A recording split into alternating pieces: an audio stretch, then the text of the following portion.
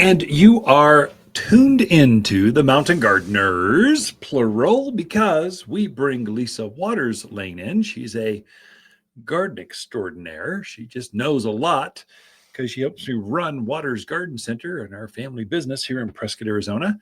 And she just answers questions all day. That's what we do. Look at phones, answer questions. Is it a concern? Is it dead? It doesn't have leaves in July. I'm going, yeah, it's dead. It's not coming back. Over and over and over.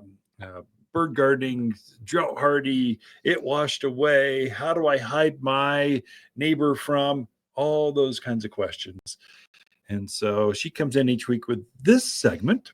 Help me with answer those garden questions. What is everyone else talking about out in the community? So welcome to the studio, Lisa. Thank you.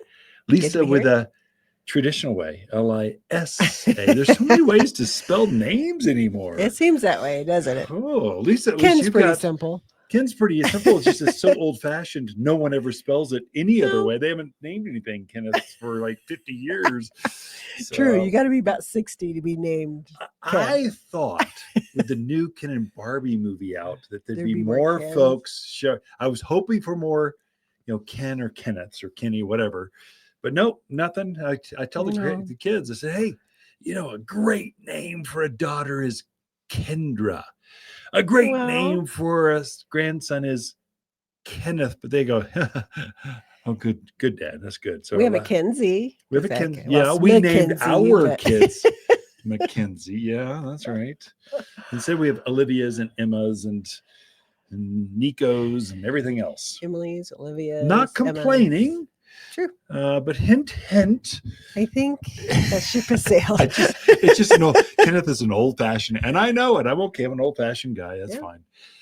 Okay, enough about my whining about my name and how to spell Lisa in so many ways. What kind of garden questions? You bet. So Mark has a question. He's in Prescott. He has a very large, kind of one of those Siberian elms that's in his yard. With several shrubs underneath it. But the shrubs underneath it now have like shiny, sticky stuff all over them. Yeah. He wants to know, is that coming from the elm? And the elm is huge. Yeah. How would you treat it if it was? Super easy. So Mark, yes, you've got a problem. That's an issue. You caught it. I love gardeners. They're out there in the yard and they go, that's not normal. What should I do? I don't know. This is called gardening. This is how you're just being aware that what's going on, there's a change. And so you've got aphid honeydew is what they call it, honeydew, which translates to aphid poo coming from the top of the tree. And as the aphids suck the life out of your elm, they spew out the honeydew and it spills on top of your shrubs underneath. And you see this shiny residue. It almost looks like it's been rained on. Or it's kind of pretty, actually. If you park your car underneath this elm, you'd have spotting all over your car. It's very irritating.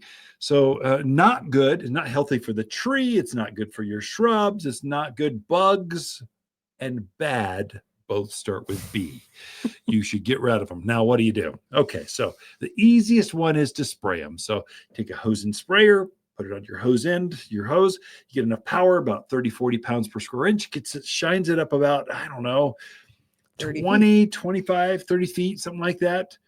But elm trees can get bigger than that. So you've got to decide, Mark, can I put a bug killer in a hose and just spray it up there?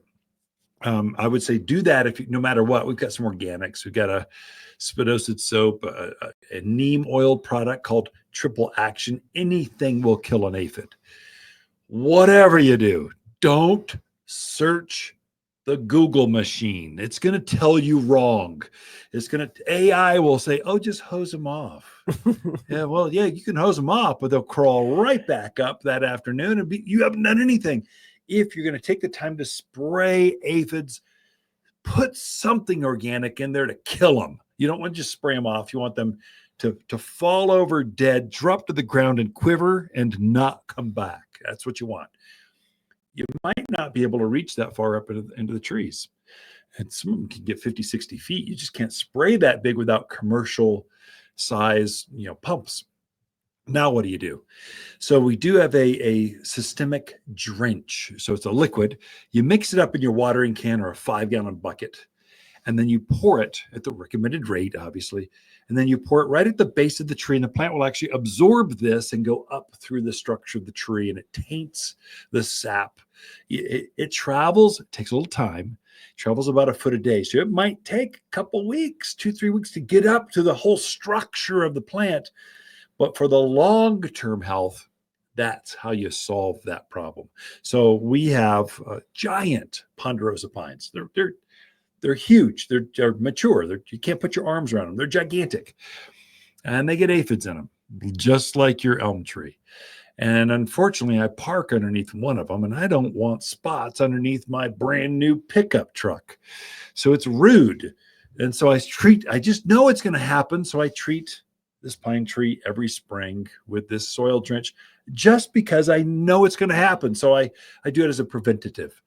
You're going to do it as a reactive thing. So it'll take a little time to make it happen. But what you might want to do is next spring, mark my words.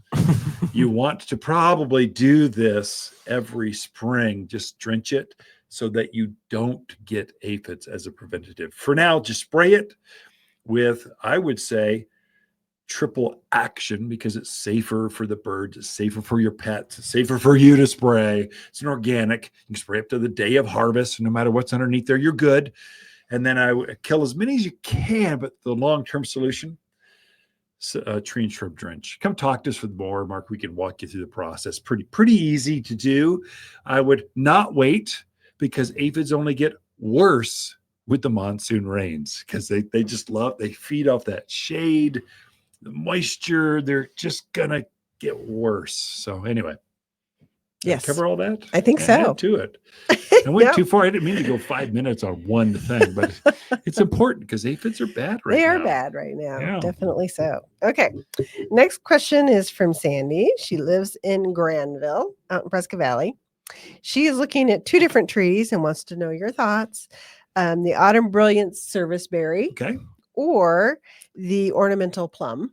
Okay. So her question is, one better than the other for that area, easy to grow, bug disease resistant, and how fast do they grow?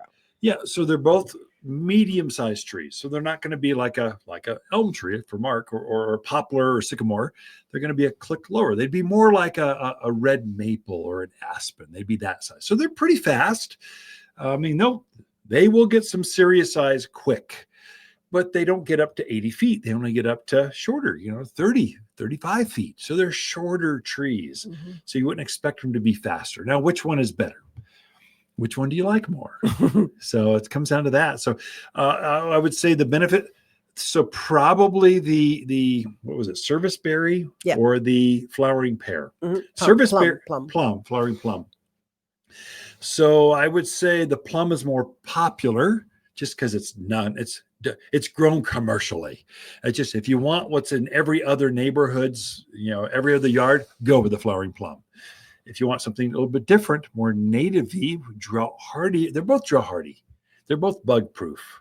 But if you want something a little different, Serviceberry is going to be your choice. I would say the Serviceberry is much more beautiful in the fall of the year. Mm-hmm. It's got this bright color, whereas your plums are just purple. They're just one color. They come out this color, they leave this color. They're both deciduous. They both bloom about the same time. They both lose their leaves about the same time. They're both equally drought hardy. Serviceberry by far has got a notice. Your neighbors will go, "Whoa, what is that? That's kind of cool. That's a neat color. Orange, reds, golds coming through on that plant." Whereas the other one's just purple. It's just going to be purple. One's got pink flowers. One's got white. I don't know. They're both kind of lighter colored. Birds like both. Mm-hmm. They both will take the wind. They'll both take the sun. That's one probably come down. This is what I find when helping customers with trees. As you're walking the tree line, and we've got hundreds of them, it's overwhelming. We'll guide you through, go, look at these, and then plants start talking to you. They start connecting. There'll be an emotional response. Go with that one. So Sandy, pick the one that calls you, plant me. I want to go home with you. I love dogs or cats, or I like just come talk to us. We'll guide you through that. Wow, 10 minutes gone like that. Lisa Waters Lane in the studio. Answer your garden questions with me here on The Mountain Gardener. Be right back.